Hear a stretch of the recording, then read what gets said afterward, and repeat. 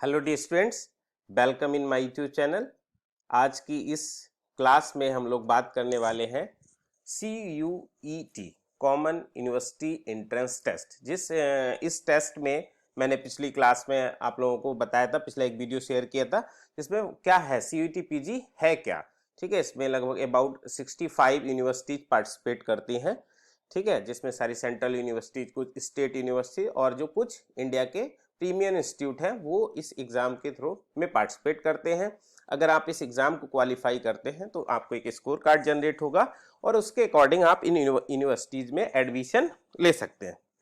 ठीक है, ये पीजी के लिए टेस्ट है। तो अगर जो भी students MSc zoology, biochemistry, life science, biotechnology, botany या और भी ब्रांचेस के लिए अप्लाई करेंगे तो ये सारे वीडियोज उसके लिए बहुत ही हेल्पफुल होने वाले हैं। ठीक है, इन वीडियोज में मैं क्या करूंगा, जो लास्ट ईयर्स के पेपर्स हैं उनके क्वेश्चंस का सॉल्यूशन दूंगा एक्सप्लेनेशन के साथ, जिससे कि आपको क्या होगा कि अगर कोई भी क्वेश्चन आता है तो आप उससे रिलेटेड उसको सॉल्व कर लेंगे। ठीक है, जैसे ये पहला क्वेश्चन है। देखिए, जो पेपर होता है ये 2 पार्ट में होता है। ए पार्ट में आपका एप्टीट्यूड टेस्ट होता है जिसमें जो कि आपका 25 क्वेश्चन रहते हैं और एक क्वेश्चन में 100 मार्क्स का। ठीक, तो मैं यहाँ पर सब्जेक्टिव यानी जो बी पार्ट है, बी पार्ट का सोल्यूशन बता रहा हूँ, एप्टीट्यूड पार्ट का सोल्यूशन मैं नहीं यहाँ पर बता रहा हूँ। ठीक है, बी पार्ट में आपके 75 क्वेश्चन रहेंगे यानी 300 मार्क्स का आपका बी पार्ट होता है सब्जेक्टिव, जिसमें जिस सब्जेक्ट के लिए भी स्टूडेंट अप्लाई करेगा, चाहे वो फिजिक्स, केमिस्ट्री, बायोटेक, बायोकेमिस्ट्री, तो उससे रिलेटेड, तो जो ये लाइफ साइंस के जो भी सब्जेक्ट हैं, जूलॉजी, बॉटनी, बायोकेमिस्ट्री, बायोटेक, इसमें मैक्सिमम टॉपिक कॉमन है, थोड़ा सा ही वेरिएशंस होता है। ठीक, तो पहला क्वेश्चन है, choose the correct sequence for protein transport in a cell. ठीक है, कोशिका में प्रोटीन वहन के लिए सही अनुक्रम का चुनाव कीजिए। ठीक, तो देखिए, वैसे देखिए क्वेश्चन को सॉल्व करने के लिए बेसिस है। अब क्लियर हो गया, जो प्रोटीन है, प्रोटीन का ट्रांसपोर्ट कैसे हो सकता है। ठीक, तो प्रोटीन की सिंथेसिस हमको पता है, अगर एंडोप्लाज्मिक रेटिकुलम पर कहाँ होती है, रफ एंडोप्लाज्मिक रेटिकुलम। तो भैया ER पे पहले होगा, उसके बाद कहाँ, गोल्जी कॉम्प्लेक्स और फिर प्लाज्मा मेम्ब्रेन। तो ऑप्शन तो इसका फर्स्ट ठीक है। ठीक, अब इसको थोड़ा सा एक्सप्लेन कर लेते हैं। देखिए, जो प्रोटीन सिंथेसिस होती है राइबोसोम पे होता है, हमको राइबोसोम। ठीक, हम लोग जानते हैं राइबोसोम को हम क्या कहते हैं, protein factory of the cell. ठीक, ये सब कॉमन जानते हैं। ठीक, तो जो ट्रांसक्रिप्शन का प्रोसेस कहाँ होता है बच्चों, ये भी देखिए पूछा जाता है। ठीक, पहले देखिए आप जानिए सेंट्रल डोग्मा क्या है। Central dogma of molecular biology, यहां से भी पूछा जा सकता है, what is central dogma of molecular biology. तो central dogma of molecular biology क्या होता है, डीएनए से डीएनए बनता है। ठीक है, डीएनए से डीएनए बनने, इस प्रोसेस को क्या कहते हैं बच्चों, रेप्लिकेशन कहते हैं। DNA replication. डीएनए से आरएनए बनता है, ये प्रोसेस को कहते हैं हम ट्रांसक्रिप्शन। और इस आरएनए से क्या बनता है, प्रोटीन बनती है। इस प्रोसेस को कहते हैं हम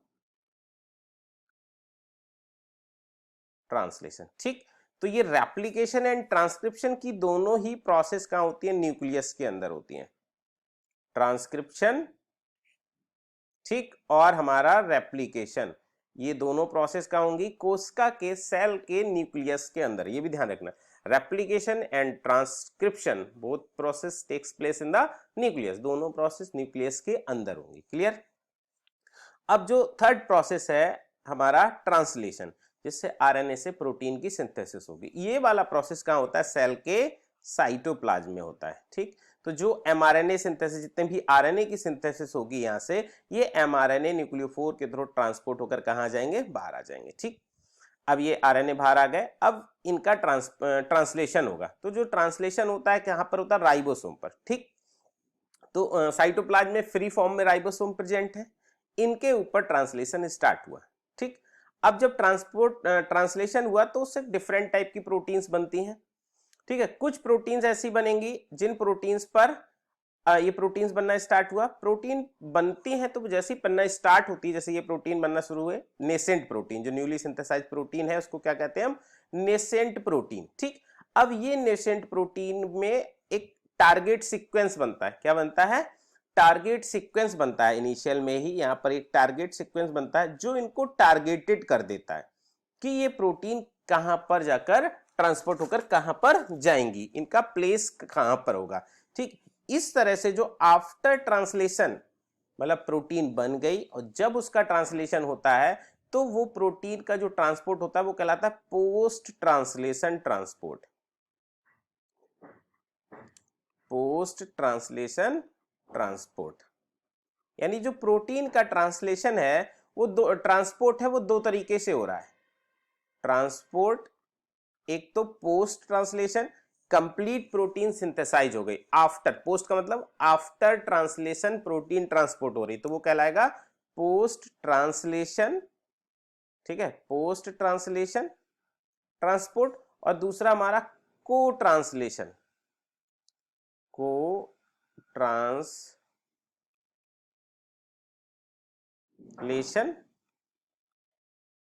ट्रांसपोर्ट। ठीक, तो पोस्ट ट्रांसलेशन कब होगा? जब प्रोटीन कंप्लीट सिंथेसाइज होगी। जो कंप्लीट सिंथेसाइज होगी उस प्रोटीन पर टारगेट सीक्वेंस बनेगा। तो कुछ जिस प्रोटीन पर किसी भी प्रकार का टारगेट नहीं होगा वो कहां रहेगी? हमारी साइटोसोल में, साइटोसोलिक प्रोटीन कहलाएगी। ठीक, अब जिन प्रोटीन्स पर टारगेटेड सीक्वेंस है, देखिए ये दिखा है टारगेटेड सीक्वेंस है, अब वो टारगेटेड सीक्वेंस पेरोक्सीसोम के लिए है तो वो प्रोटीन पेरोक्सीसोम में चली जाएगी।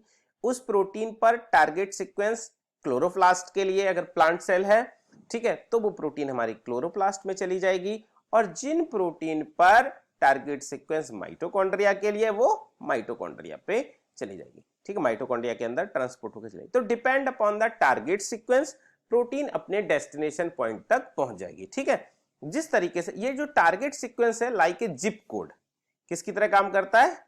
Zip code.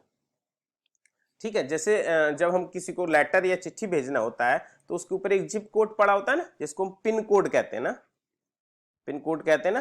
तो जो जिस लेटर पर हम जो पिन कोड डालेंगे वहीं पर ट्रांसपोर्ट होगा ना, ऐसे ही प्रोटीन में जो भी टारगेट सीक्वेंस होगा वो उसके अकॉर्डिंग ही उस पार्ट में जाकर उस ऑर्गेनेली में जाकर ट्रांसपोर्ट हो जाएगी। ये तो बात हो गई post translational transport, after protein synthesis जो ट्रांसपोर्ट हो रहा है। ठीक, सेकेंड थिंग, अब हम बात करते हैं को ट्रांसलेशनल ट्रांसपोर्ट, यानी प्रोटीन एमआरएनए राइबोसोम के ऊपर सिंथेसाइज कर रही है और पूरे का पूरा ये ट्रांसलेशन मशीनरी ही ट्रांसपोर्ट हो जाए। ये कब होता है?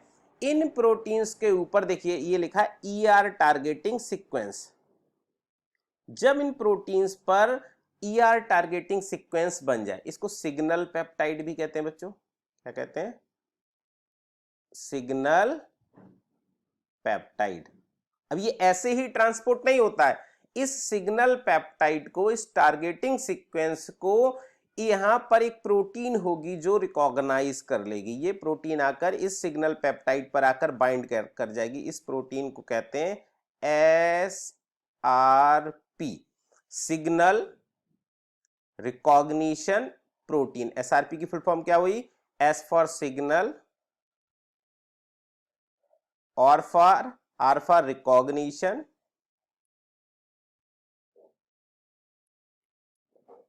सिग्नल रिकॉग्निशन और P for peptide protein, signal recognition protein. इस सिग्नल रिकॉग्निशन प्रोटीन जाकर बाइंड कर जाएगी सिग्नल पेप्टाइड पर।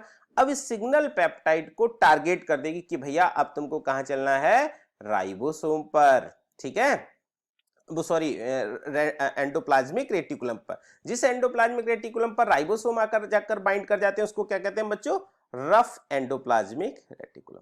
अब ये देखिए ये प्रोटीन आकर, ये हमारा राइबोसोम, ये कैसा ट्रांसपोर्ट हो रहा है प्रोटीन का? को ट्रांसलेशन। अभी प्रोटीन का ट्रांसलेशन चल ही रहा था और ये प्रोटीन जाकर ट्रांसपोर्ट होकर अब ये हमारी एंडोप्लाज्मिक रेटिकुलम की मेम्ब्रेन पर आ जाएगी। ठीक, अब यहां पर आ जाएगी। यहां आने के बाद इसका सिग्नल पेप्टाइड को इससे हटा दिया जाता है। सिग्नल पेप्टाइड देखिए ये हटा दिया गया।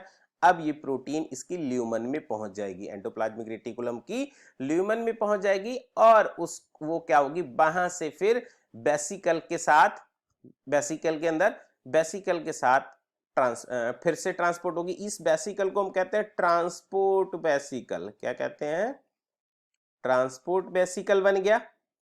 ठीक, अब वेसिकल से ये यानी एंडोप्लाज्मिक रेटिकुलम से कहा वेसिकल बना, बर्ड के फॉर्म वेसिकल। अब वेसिकल ये पहुंचती है गोल्जी कॉम्प्लेक्स में। ठीक, कहां पहुंची?